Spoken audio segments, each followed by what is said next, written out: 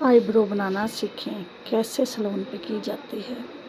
Eyebrow को किस तरह से शेप दी जाती है, आईब्रो पे धागा सही तरीका क्या है चलाने का, सैलून पे आईब्रो को किस तरह से ट्रेन किया जाता है, स्टाफ को किस तरह से सिखाया जाता है कि आपने प्लकिंग किस तरह करनी है। तो आप भी घर बैठे सीख सकते हैं आईब्रो को शेप देना, धागा चलाना। जो है वो आईब्रो पे एक छोटी सी वीडियो बनाने जा रहे हैं कि हम लोग जब आईब्रो को प्लकिंग जो नीट करते हैं, जिसको कहते हैं प्लग करना, प्लकिंग करना, ये हम लोग शेप बना रहे हैं तो किस तरीके से बनाते हैं। सबसे पहले जो इस पे हम लोग जो एप्लीकेशन कर रहे होते हैं वो होती है पाउडर की। अब मेन चीज क्लाइंट के जो दिल दिमाग में एक चीज बैठी होती है कि पाउडर लगाने से दर्द कम होगी। इसकी क्या रीजन है? क्या पाउडर के अंदर कोई मेडिकल मेडिसिन मौजूद है जो आपको दर्द कम होगी? क्या चीज इसमें ऐसा कुछ नहीं है। ये सिर्फ आपकी जो स्किन ऑयली हुई होती है उसके ऊपर धागा ठीक से नहीं चलता। जब आप पाउडर लगाते हो तो पाउडर लगाने से क्या होता है कि आपकी स्किन ड्राई हो जाती है। ड्राई होने की वजह से धागा स्मूथली चलता है, उसको खींच, जब आप ऑयली स्किन पे धागा चलाते हो तो आपका धागा जो है वो खींचा जाता है, बाल जोर से खींचा जाता है, तो आपको पेन ज्यादा होती है। और बार दफा धागे के अंदर बाल आके ऑयल होने की वजह से स्लिप होता है, निकल जाता है, तो वो बार बार बाल को खींचा जाता है, इस वजह से पेन ज्यादा होती है। जब आप पाउडर लगा के उसको ड्राई कर लेते हो तो क्या होता है कि आपका जो धागा है वो आराम से चलता है और एक ही दफा में बाल निकल आता है। तो फिर क्लाइंट को फील होता है कि इसमें जो है ना हमें पेन कम हो रही है। अभी हम इसको जो है आपके सामने इसको शेप हम लोग बताते हैं। आपको पेंसिल से पहले ड्रा करना कि अगर हम लोग जैसे अनट्रेंड बच्ची हैं इस टाइम मेरे पास जो खड़ी हैं, जो प्लगिंग सीखना चाह रही हैं, तो हम लोग शेप को किस तरह से क्रिएट करें।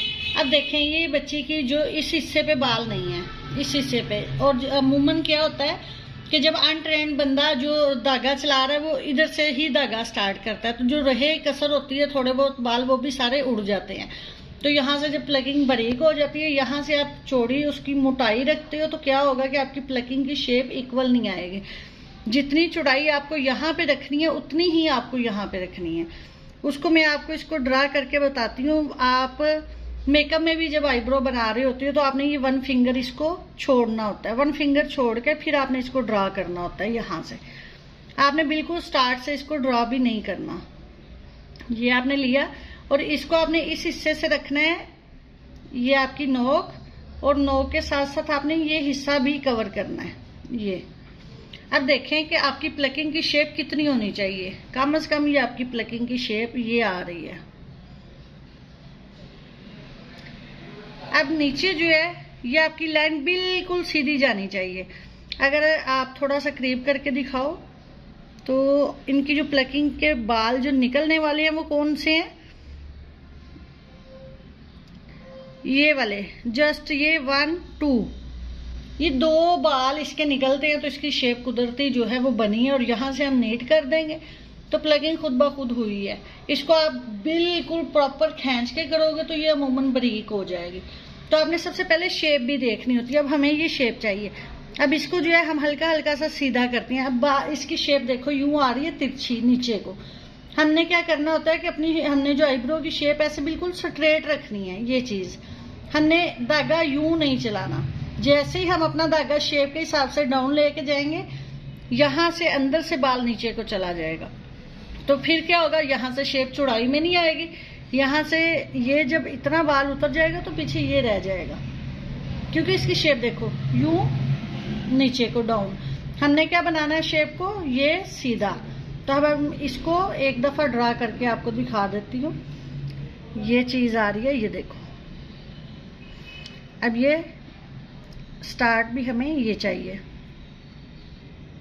और ये वाला जो एरिया है, ये जो हमारी ये जो नोज की बोन होती है, नोज की बोन से हमें ये लेना होता है।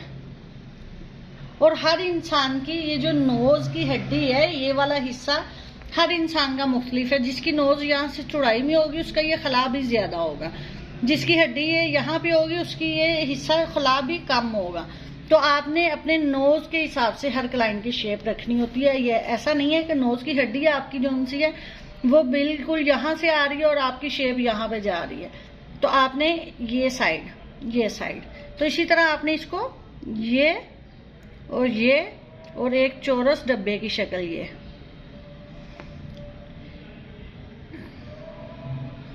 ये हमारी जो है वो शेप है जिसको हमने बनाना है। तो अब हम देखते हैं इसको नीट करने के बाद कि हमारे पास एक्स्ट्रा लेंथ में या एक्स्ट्रा जो हमारे पास शेप में बाल उतरने वाला है वो कौन सा है।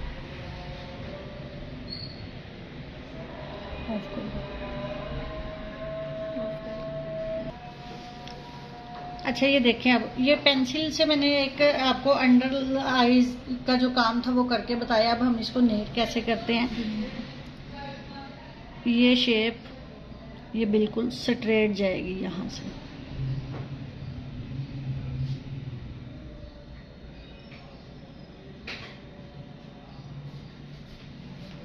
और ये बिल्कुल इधर से भी स्ट्रेट जाएगी।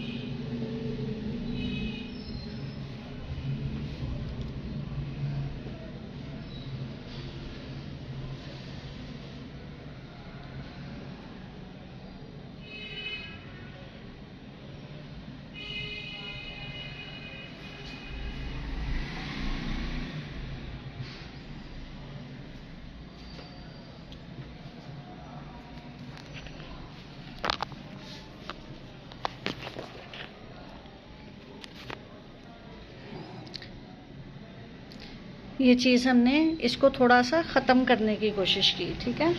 अब इसमें यहाँ पे हमें थोड़ी सी ये चीज़ करनी है। पकड़ो तुम।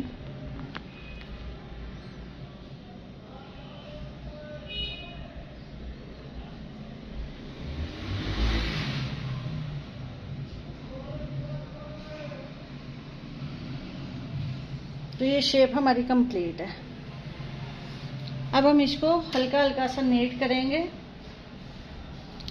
अब ये जो लाइन हमने लगाई है इसके ऊपर हमारे पास जो बाल आ रहे हैं इनको, और ये सीजर जो उनसे ना आपने ये इस तरह से, ये जो इसकी ये साइड है ये इस तरह से रखनी होती है, ठीक है। ये आपने रखनी है ये। तो इसमें क्या होगा, सिर्फ नोके ही कटिंग होंगी, आपके नीचे तक जो एंड तक इस तरह से जो बाल है वो नहीं जाएंगे। और आपकी सीजर कभी भी ऐसे नहीं होनी चाहिए, वरना वो अंदर से भी बाल को ले जाएगी। आप ऐसे रखोगे स्किन के ऊपर और फिर इसको आप कट करते हो तो वो सिर्फ नोके नोके उतरेंगी आपकी। अभी जो थ्रेड चलाना है, थ्रेड चलाने का सही जो तरीका है, ऊपर और नीचे आपने थ्रेड का ध्यान किस तरह से करना है।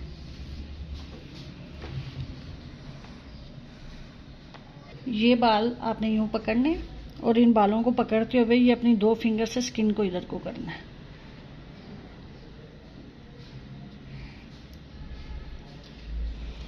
और ये जो धागा है आपने जब चलाना है, सबसे पहले आप यहाँ से स्टार्ट लेते हो, और ये जो नीचे वाली थ्रेड की जो लाइन है ये वाली, इस पे आपने फुल फोकस रखना है। जैसे ये मैं चला रही हूँ तो मेरा ध्यान है कि मैंने इसको अपनी लाइन से नीचे नहीं लेके जाना, इसके साथ मैंने अपनी लाइन बिल्कुल स्ट्रेट करनी है। जहाँ पे ये मेरे ये वाला धागा जाएगा वहीं से बाल उतरेगा। तो इसको मैंने पूरी कोशिश करनी है कि मेरा फुल फोकस जो है इस वाली धागे पे हो।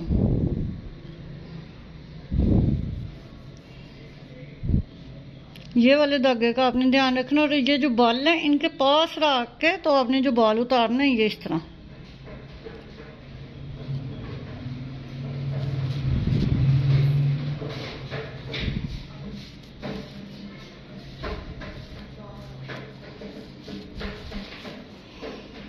अब यहाँ पे हमें बिल्कुल नॉर्मल सा धागा चाहिए, हमने बहुत ज़्यादा शेप नहीं देनी। एक आधा बाल है तो ये जो हमारी लाइन है उससे ऊपर ऊपर बस। कुदरती शेप आपकी बनी होती है, बहुत कम लोग होते हैं जिनकी शेप खुद से बनानी पड़ती है। तो ये जो शेप बनी होती है सिर्फ आपने स्किन को ऊपर से नीट करना है, आपने उसके अंदर जाना ही नहीं होता। ये जो बाल आपको एक्स्ट्रा लग रहा है सिर्फ ये आप करोगे। ये छोटा छोटा सा 1-2 बाल है। धागे पे कंट्रोल करना आना चाहिए कि जैसे ही बाल आ जाए उसी टाइम उसको रोक सको। ये बाल लिया, फुल टाइट करके इस धागे को पकड़ने, कंट्रोल। ऐसा नहीं है कि यूं करके एंड तक ले गए, फिर एंड तक ही सारे बाल उतरेंगे। चलो अब नीचे से पकड़ो। अभी देखिए मिस्टेक पकड़ने में क्या करती हैं बच्चियां, छोड़ो आप। ये जो आपकी नोक होती है ना खम, यहाँ पे आपकी ये बड़े वाली फिंगर आती है, ठीक है। इससे पहले इसको खींचना है, ये आपकी आर्च बन जाएगी, शेप बन जाएगी। अगर आप इसको यूं करके खींचोगे ये गुलाई में आ रही है। अगर कोई आपको क्लाइंट गुलाई में जाने को कह रहा है तब आप यूं खींचोगे, अदरवाइज आप यूं खींचोगे पहले और हल्का सा इनके साथ ऐसे पकड़ो। अब नीचे से भी हल्का सा। अब मैं ऊपर वाले धागे का, इसका जब मैंने ऊपर से प्लकिंग को किया तो इस वाले धागे का फुल ख्याल था, अभी नीचे करूंगी तो ये ऊपर वाले का। इसके अंदर हमने ये बाल लेके आने और आराम आराम से जो लेके आने उसको एक एक को करके उतारना है।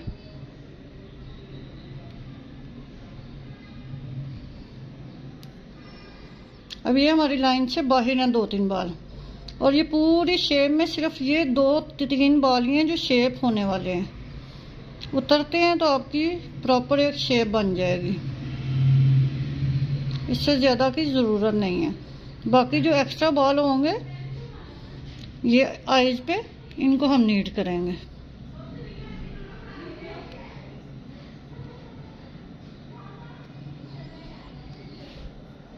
ये चीज़ देखें हमें नीचे को थोड़ी सी डाउन लग रही है ये, तो ये नीट करेंगे। बस 2-3 बाल है, यहाँ से हमने ऊपर को ज़्यादा जाना ही नहीं है।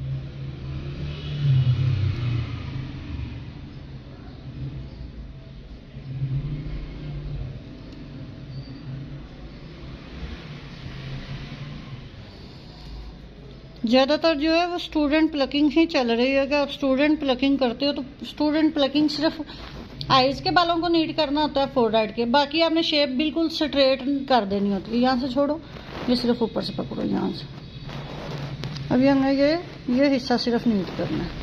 ऑलरेडी यहाँ पे बाल नहीं है, ज़्यादा कर देंगे तो ये हमारी सारी शेप बारीक हो जाएगी, क्योंकि ऑलरेडी इस हिस्से में इसके बाल नहीं है। अब अगर हमें कोई एक आधा ये बाल फील हो रहा है तो इसको हम ट्यूजर से नीट करेंगे, हल्की सी ऊपर से कटिंग करेंगे तो ये शेप हमारी कंप्लीट हो जाएगी।